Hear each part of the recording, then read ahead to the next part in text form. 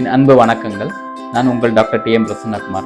எல்லா லேடிஸுகளுக்கும் இருக்கக்கூடிய ஒரு பெரிய பிரச்சனை,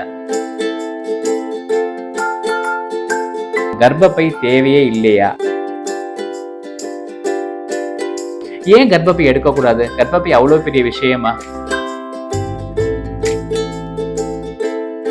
அண்ட் இது ஒரு அருமையான மெக்கானிசம், நம்ம மறந்த மெக்கானிசம்.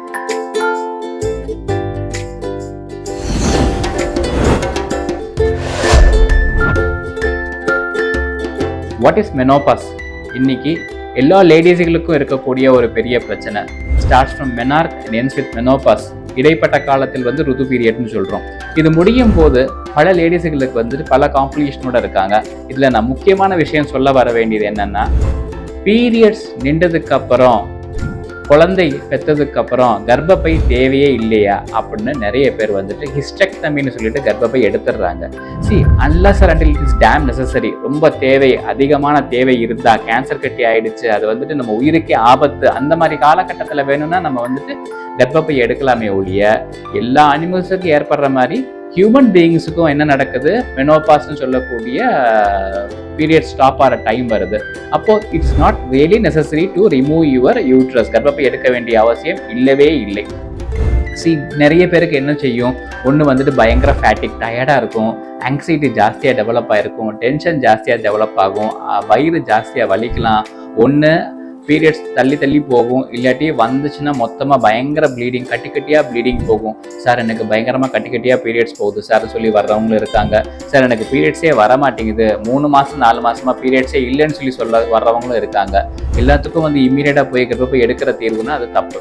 அதுக்கு நமக்கு நிறைய மருந்துகள் இருக்குது. இஃப் சப்போஸ் மெனோபாஸ் ஸ்டேஜே வராதப்போ நம்ம என்ன பண்ணிடுறோம், மருந்து போய் சாப்பிட்டுட்டு பீரியட்ஸ் வர வைக்கிறதுக்கான மருந்து சாப்பிட்டு நம்ம காம்ப்ளிகேஷன்ஸை கொடுத்துட்றோம். அதுவும் செய்ய தேவையில்லை. அதே மாதிரி நிறைய ப்ளீடிங் போகுது, இம்மீடியட்டாக போய் கர்ப்பப்பை எடுத்துருவாங்கன்னு சொல்லவும் தேவையில்லை. எல்லா பேஷண்ட்ஸுக்கும் இல்லை எல்லா பீப்புள்ஸுக்கும் மெனோபாஸ் ஸ்டேஜில் கேன்சர் வந்து தான் ஆகுதுங்கிறதுக்கு தப்பான ஒரு கணிப்பு. ஸோ வாட் வி டூ, சில விஷயங்கள் உணவு முறைகளை சொல்கிறேன். நிறைய அற்புதமான மருந்துகள் ஆயுர்வேதத்தில் இருக்குது.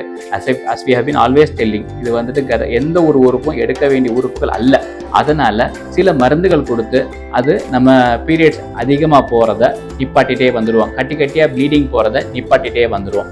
இதில் உணவு முறைன்னு பார்த்தோம்னா, துவர்ப்பு டேஸ்ட்டு ரொம்ப ரொம்ப ரொம்ப நல்லது, காரமான உணவு மிக மிக மிக கெடுதி. இது ரெண்டும் தெரிஞ்சுக்கிட்டு அந்த ப்ளீடிங் அதிகமாக போகிற டைமில் நம்ம என்ன பண்ணலாம், துவர்ப்பு டேஸ்ட்டு, வெந்தயம் சேர்த்துக்கலாம், வாழைப்பூ சேர்த்துக்கலாம், தென்னங்குருத்து சேர்த்துக்கலாம். இதெல்லாம் சேர்க்க ஆட்டோமேட்டிக்காக ப்ளீடிங் போகிறது குறைய ஆரம்பிச்சிடும். அதாவது கன்ஸ்ட்ரிக்ஷன் ப்ராசஸ் நடக்கும். அதே மாதிரி படிகார கல்லை வச்சு அங்கே அடிக்கடி கொஞ்சம் வாஷ் பண்ணிக்கலாம். படிகார கல் தண்ணியை வச்சு அங்கே வாஷ் பண்ண அதுவும் ஒரு கன்ஸ்ட்ரிக்ஷன் நடக்கும்.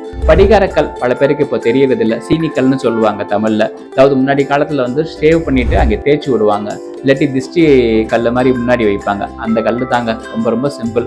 அது ஒரு மகளை தண்ணி எடுத்துக்கோங்க, அந்த சீனி கழிச்சு நல்லா கொஞ்சம் வாஷ் பண்ணுங்க. வாஷ் பண்ணி நல்லா கொஞ்சம் முக்கி நல்லா கொஞ்சம் பிசைஞ்சு எடுத்துட்டு அதை உள்ளே எடுத்து வச்சிருங்க, அது வெளியில் எடுத்து வச்சிருங்க. அந்த தண்ணியை வச்சு வாஷ் பண்ணுங்க. ஸோ ஆட்டோமேட்டிக்காக உங்களுக்கு கன்ஸ்ட்ரக்ஷன் நடக்க அதிகமான ஒரு பிளட் ஃப்ளோ குறைய ஆரம்பிச்சிடும். அண்ட் இது ஒரு அருமையான மெக்கானிசம், நம்ம மறந்த மெக்கானிசம். ஸோ இது செய்யலாம். அதே மாதிரி நிறைய மருந்துகள் ஆயுர்வேதத்தில் கொஞ்சமாக ப்ளீடிங் கொஞ்சம் கஷ்டப்படுத்தாமல் ஸ்டாப் பண்ணுறதுக்கு மருந்துகள், மெனோபாஸ் ஸ்மூத்தாக ஸ்டாப் பண்ணுறதுக்கு மருந்துகள் இருக்குது. அதை ஃபாலோ பண்ணாலே போகிறோம். நம்ம அன்னெசரி காம்ப்ளிகேஷனில் போய் விட்டுக்க தேவையில்லை. ஏன் கர்ப்பப்பை எடுக்கக்கூடாது? கர்ப்பப்பை அவ்வளோ பெரிய விஷயமா? வளர்ந்துட்டதுக்கு தானே கர்ப்பப்பை? நோ. ஆக்சுவலி மெனோபாஸ் பீரியடில் நமக்கு ஃபெட்டிக்னஸ் வருது, டயர்ட்னஸ் வருது, தலை சுத்தல் வருது, வயிற்று வலி வருது, இல்லை டென்ஷன் ஆகுது, மூட் ஸ்விங்ஸ் ஆகுது, நைட்ஸ் எல்லாரும் ரொம்ப டயர்ட் ஆகும், பயங்கர ஸ்வெட் ஆகும், ஏன்னே தெரியாது, இதெல்லாம் நடக்கும். ஒன்ஸ் கர்ப்பப்பை அதை தாண்டி நமக்கு என்னெல்லாம் இருக்குன்னா கால்சிஃபிகேஷன் ஆஃப் போன்ஸ் இருக்குது. ஸோ நம்முடைய ஒரு சத்து, எலும்புக்கு தேவையான சத்து என்ன பண்ணும், இந்த யூட்ரஸ் வழியாக நமக்கு எடுத்துக்க முடியுது. So these are the things which are highly essential. So இது எசென்சியாலிட்டி விட்டுட்டு நம்ம கர்ப்பப்பை எடுத்துட்டோம்னா தேவையில்லாத ஃபியூச்சர் காம்ப்ளிகேஷன்ஸ், ஆஸ்டியோபோரோசிஸ்ங்கிற கண்டிஷன்ஸ் நம்ம உடம்பு கொடுத்துரும். ஸோ அது முடிஞ்ச வரைக்கும் வேண்டாம். ஆஸ்டியோபோரோசிஸ் தவிர்க்கிறதுக்கும் ஹெல்த்தை மெயின்டைன் பண்ணுறதுக்கும் கர்ப்பப்பை மிக மிக முக்கியம். தயவு செய்து மெனோபாஸ் ஸ்டேஜில் கர்ப்பப்பை எடுக்க வேண்டியதை தவிர்த்துருவோம். நன்றி.